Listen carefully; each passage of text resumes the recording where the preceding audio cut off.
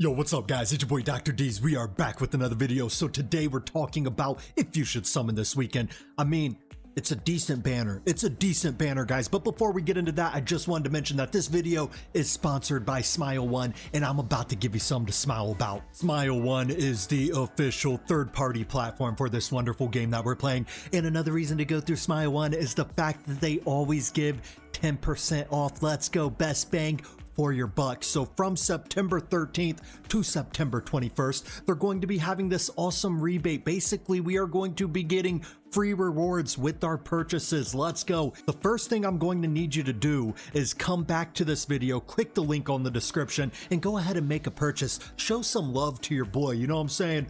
But basically the way it works is if you spend any money, you're going to be blessed with 2 rare summoning crystals, 10 auto fight chances, and 1 huge stamina pot. This is cumulative, meaning that it all adds up. So basically you get up to $50, you will get 120 diamonds, 3 rare summoning crystals, and 1 huge stamina pot, then so forth and so on, right? But let's say you were to spend 200 right off the bat. Basically you're going to get the $200 rewards right here, which is 200 diamonds, 1 legendary summoning crystal, and 1 huge stamina pot. And then you'll also get all the rewards underneath this. So the $100 reward, the $50 reward, and the first time purchase reward. So read them and weep. This is what we got, but let's go ahead and get right back into the video. So this banner this weekend, I don't know. I was taking a look at it and it's got some good heroes, but no one that's like, oh my God, you absolutely need this guy.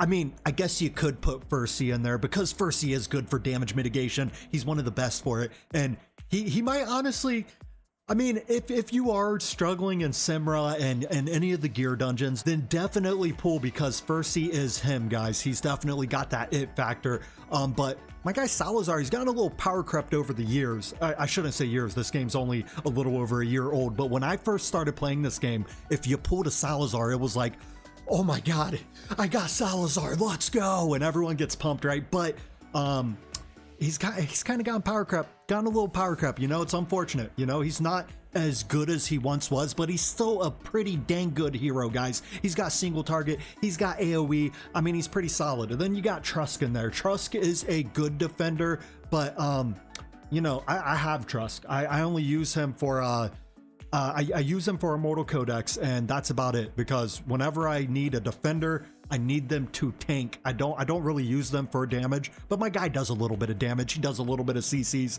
but I like the tanky defenders, like, you know, Brakir, Olog, even Torador, because he comes with a second life. Baron comes with a second life. Those are my kind of defenders, but at the same time, it doesn't take anything away from Trusk, because Trusk is still very, very good. But me personally, I might honestly pull on the 2-time. And you know, we do need, keep in mind, we do need the shards. So that we come over here, we do need the shards, right? The puzzle pieces for my guy Maul, okay? So the fact that we need them, and honestly, Arrival of Heroes is one of the easiest ways to get shards. Or excuse me, I don't know if we call them shards, puzzle pieces. I'm pretty sure we call them puzzle pieces. I don't know why I'm calling them shards, but you know, hey, it is what it is, right? So the puzzle pieces, you get 20 of them easily right here, which makes it pretty nice. So maybe just summon until you get the 20 puzzle pieces, only unless you are lacking in the fighter department or you really want Furcy, because Furcy, don't get it twisted, Furcy's really good. I just feel like there's better banners coming up and maybe people should hold off on summoning, but I would understand if you summoned, right? So let's go over Furcy first. Honestly, out of all 3 of these guys, I would probably want Furcy the most. I have all 3 of them. I've used all 3 of them.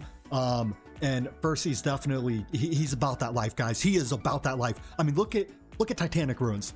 Titanic Ruins, a lot of people struggle with Simra.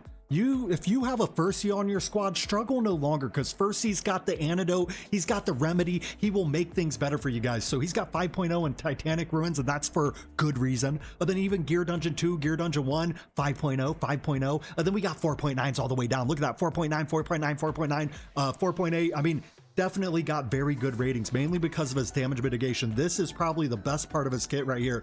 Applies AoE damage reduction to allies in range. and his range is pretty nasty, guys. It's pretty nasty. Look at this range. Boom. He's got that vortex range. He can reach everybody, guys. So, you know, damage mitigation is very good. You know, maybe you should pull on this banner. I would say I'm like 50-50. Maybe you shouldn't, maybe you should. I feel like there are better banners coming up, but Versi alone could definitely help out your squad. So, you know, it's up to you guys. Summon at your own risk. But another good thing about my guy right here is, here, let's see.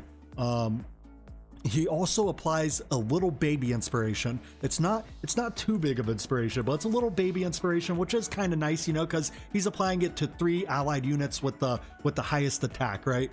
And then he also comes with heals and all that good stuff, but the damage mitigation is definitely the reason why he is so overpowered, the reason why he's so good.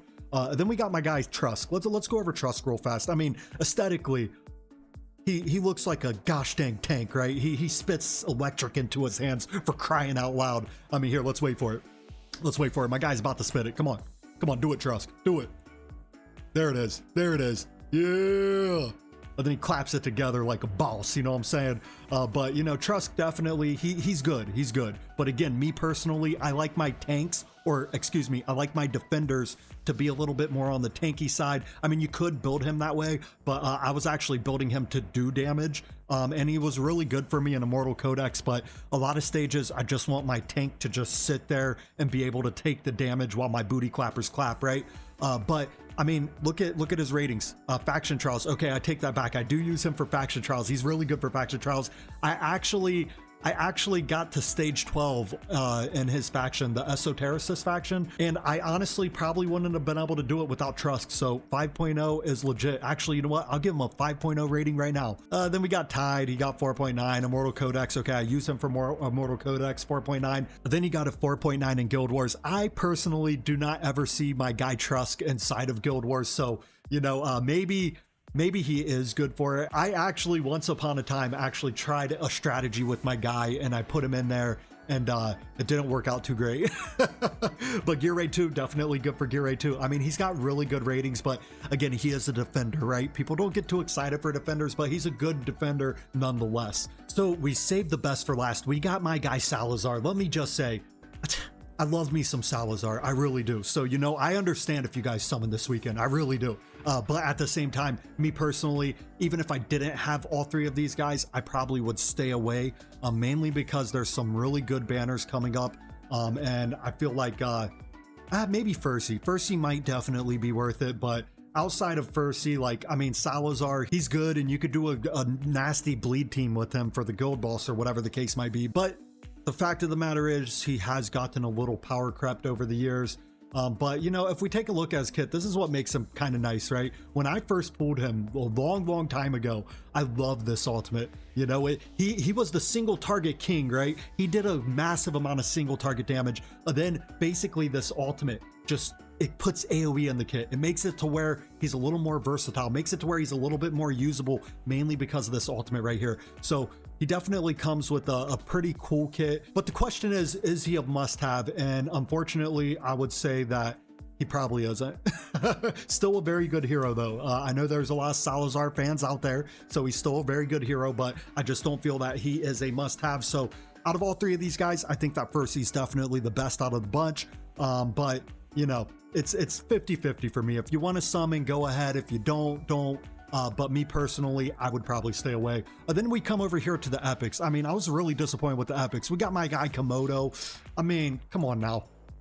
Does anybody actually use this guy? I don't see any strategies where people's like, hey, use Komodo, he's so good. The only strategy they use Komodo for is to fuse Abomination. That's the only time I actually wanted Komodo, and I'm sure he's good. I mean, look, 4.8 for Titanic Ruins. I've never tried him for Titanic Ruins because when I did pull him once upon a time, Titanic Ruins was not even a thought in Moon 10's mind. So, you know, then we come down here, Drake's Chasm, he got a 4.7, but, you know, again, kind of bad ratings all the way down, but definitely better epics, guys. Definitely better epics than my guy right here. And then we also have Scorch. I mean, you know, Scorch is cool. He's got the fire, he breathes fire. It's kind of cool. He's a lizard, fire lizard, I guess you would call him.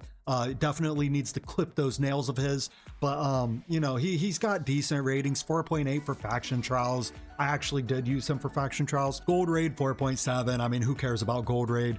Basically, he's got very poor ratings and he's just not a desirable epic, right? There's no strategies where people are like, oh my god, you have to use Scorch for this. It just doesn't happen, guys. All right, then we come over here. We got my guy Nazim. Nazim's definitely the best out of the bunch, mainly because of his stuns, right? He's really good for Simra. I'm assuming he's close to 5.0. Okay, he's 4.9 for Simra. Very, very solid for Simra. Then Immortal Codex he's really good for, but then he kind of falls off after that. So, you know, it's a little disappointing. I know a lot of guys have been communicating with me and they're like, hey, I really need Dolores, or even Laurel. I forget which guy it is, but I feel really bad for my boy because he said that he is at 7,000 summons and still does not have a Laurel. That should be illegal, guys. That should be illegal. But I mean, these three epics definitely don't make me want to say, oh my god, you have to pull. They're just three okay epics. Granted, Nazim is definitely the best out of the bunch. I already said that. But at the same time, you know, I know a lot of people want Dolores. A lot of people want Laurel. You know, where are they at? It's been a minute since I've seen them on the 15-time banner. Hopefully they come soon. So you guys let me know, you know, are you guys going to summon? Are you guys not going to summon? I'm definitely curious, but that's all I got for tonight's video. You guys have a great rest of your night and thank you for making it to the end.